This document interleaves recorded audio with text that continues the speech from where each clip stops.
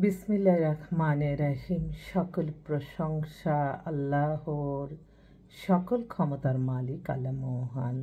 আসসালামু আলাইকুম আমার প্রাণ প্রিয় সকল আপনজন, কেমন আছেন? আমি আপনাদেরই কান্তা আপা আবারও চলে আসলাম। আল্লাহ নামে কাজ শুরু করিলাম। আমি আমার আল্লাহর ঘরে সালাম দোয়া পৌঁছে দিলাম।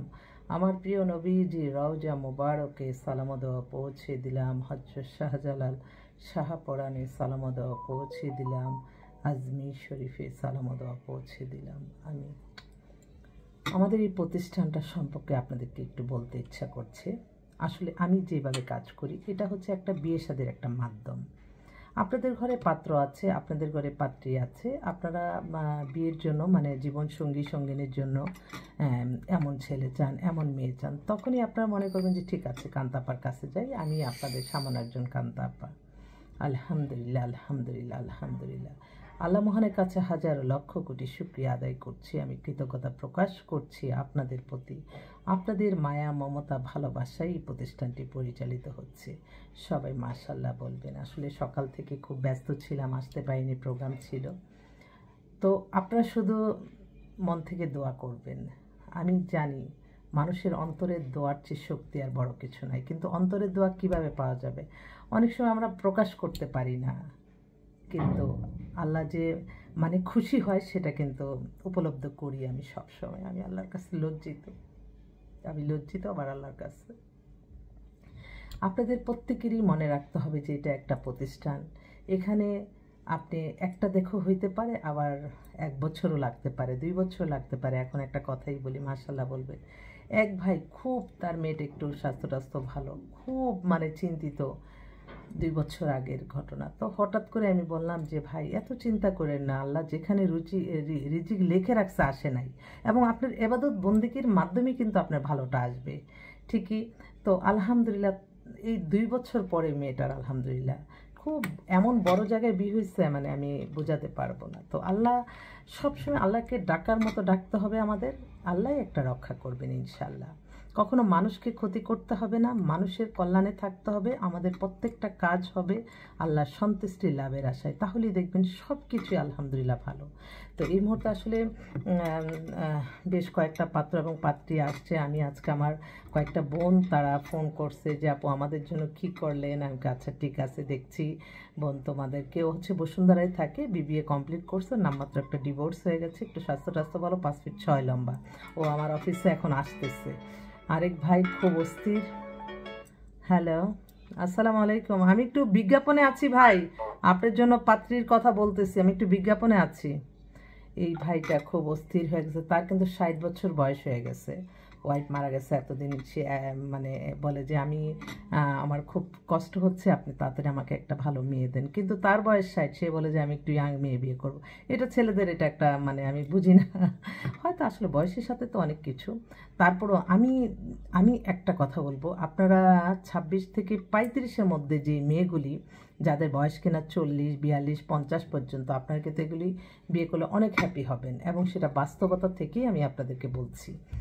তো এই ভাইটার জন্য একটা বিজ্ঞাপন দিয়ে দিলাম। অনেক মেয়েরা আছে, মেয়েরা তো এখন একটু পয়সাওয়ালা হলে বয়স তাদের কোনো সমস্যা নেই, কিন্তু ছেলেরা তারা বলে যে না আমরা একটু ইয়াং মেয়ে বিয়ে করব, এটাই। কিন্তু তাদের কিন্তু আবার অর্থনৈতিকভাবে তারা অতটা সচ্ছল না, কিন্তু তারপর ওরা সুন্দরের প্রতি বেশি আকাঙ্ক্ষা।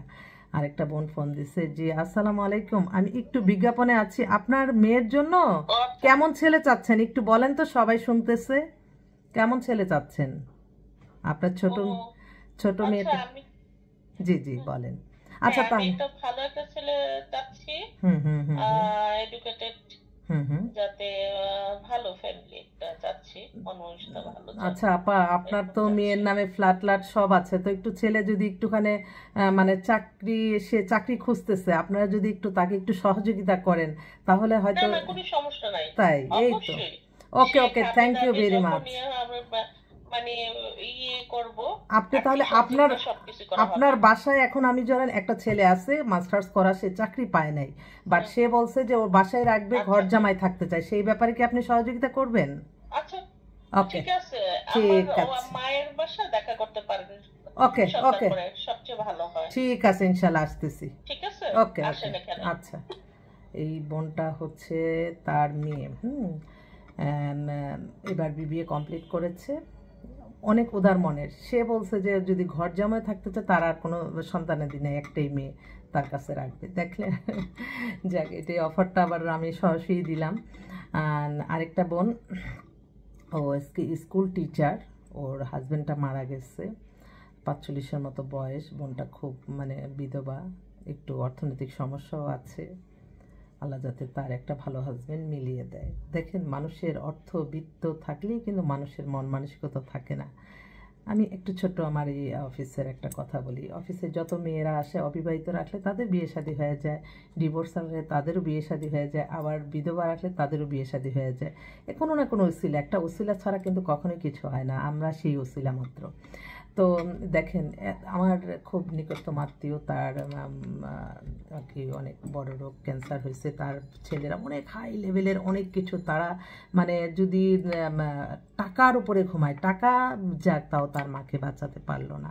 বাট তদ্রুপ আমার অফিসে একটা মেয়ে জব করে, ওর হাজব্যান্ড মারা গেছিলো, পরে আমার এখান থেকে একটা রেফারেন্সে বিয়ে হয়েছে। এখন তার একটু শারীরিক সমস্যা দিচ্ছে, ও খুব অস্থির হয়ে গেছে যে আপু আমার টিউমার হয়েছে, এখন অপারেশন করতে হবে। তো আমি এটাই চিন্তা করলাম, কেউ চিকিৎসার অভাবে মারা যায়, আর কেউ টাকা অর্থ বিত্ত দিয়েও কিন্তু সে মানুষটাকে বাঁচাতে পারে না।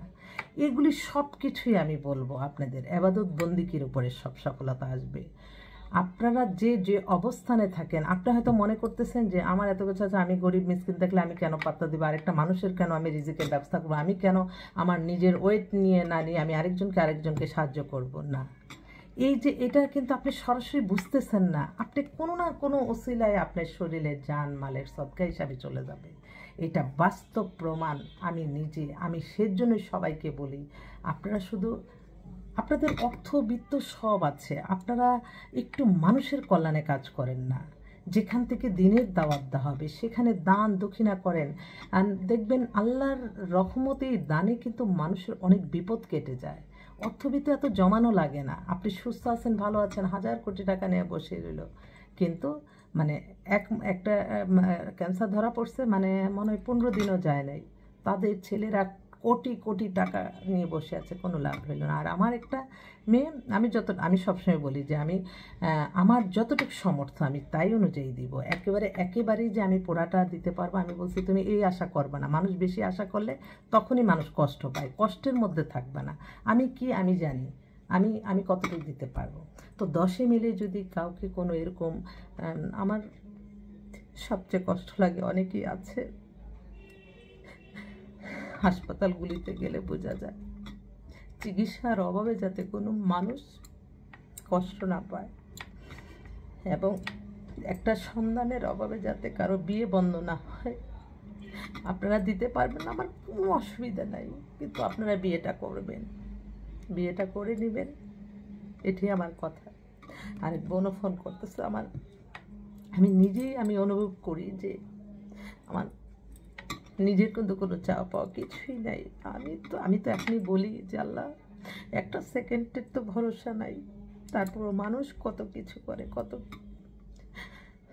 সেজন্য চাওয়া পাওয়া কম থাকলে আপনি হ্যাপি থাকবেন, কারো কাছ থেকে বেশি ইয়ে হবেন না। তো এই যে আমার একটু কষ্ট লাগে যারা আমাদের চিকিৎসা ব্যবস্থাটা যদি উন্নত হয়, যে হাসপাতালে মহিলা, আমি বলছি যে তোমার কত টাকা লাগতেছে, তো আমি যতটুকু পারি দিচ্ছি। তখন আমি বললাম যে এত বড় ডাক্তার, তুমি বলছো যে তুমি গরিব অসহায়, তোমার একটা বাচ্চা মাদ্রাসায় পড়ে, সেই ডাক্তারের কি একটু মায়া লাগলো না যে ঠিক আছে না, আমি তো 1000 মানুষ থেকে নেই, আমি ফ্রি চিকিৎসাটা করি।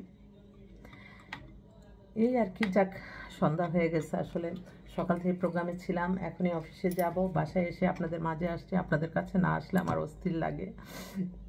আমি আমার আল্লাহর নামে কাজ না শুরু করলে আমিও তো নিঃস্ব হাতেই আমি আসি।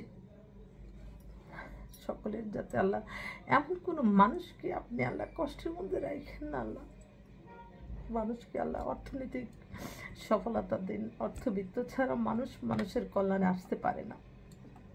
তো আমার এই বোনদের জন্য কত ডাক্তার আছে, কত কোয়ালিফাইড, কত ছেলে মেয়ে, আল্লাহ যাতে তাদের আশাগুলি পেরেশানি মুক্ত হয়ে যাতে ওরা বিয়েটা সম্পন্ন করতে পারে, আমি এই দোয়া চাচ্ছি সকলের কাছে। সবাই ভালো থাকবেন। আসসালামু আলাইকুম।